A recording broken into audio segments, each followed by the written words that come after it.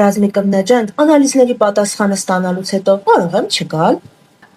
Դուք կարող եք նույնիսկ չմոտենալ անալիզներ հանձնելու, որովհետև որոշ արյան քննություններ հնարավոր է տան պայմաններում հանձնել եւ արդյունքները ստանալուց հետո արդեն կապ հաստատել մասնագետի հետ։ Սակայն, ինչ վերաբերվում է քսուկի քննություններին, եթե նեղ մասնագիտացված այդ ուղղությունը դիտարկենք,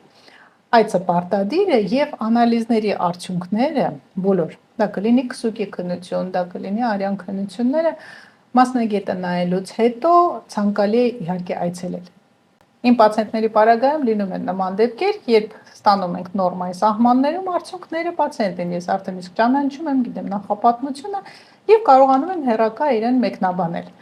Սակայն եթե որևիցե խնդիր է ախտորոշվում, դա կլինի պապ տեստի արդյունքի խնդիր, դա կլինի ինֆեկցիաների վիրուսների առկայություն, այցը պարտադիր է, այցը ցանկալի է, որովհետեւ ոչ մի հեռակա մեկնաբանություն, ոչ մի հեռակա նշանակում չի փոխարինի ռեալ խորհրդատվությունը, ռեալ կոնտակտը եւ ռեալ բացատրությունը, որը մենք կարողանում ենք տալ։ Այնպես որ մեծ պատասխանատվությամբ մոտեցեք ձեր առողջությանը եւ հիշեք, որ ոչ մի on-line խորհրդատվություն, ոչ մի հեռակա մեկնաբանություն, ոչ մի SMS, Messenger, WhatsApp, Viber չի կարող փոխարինել ռեալ կոնտակտը, ռեալ հարցեր, ռեալ պատասխաններ եւ պարտադիր փաստաթղթերի փոխանցում պացիենտին։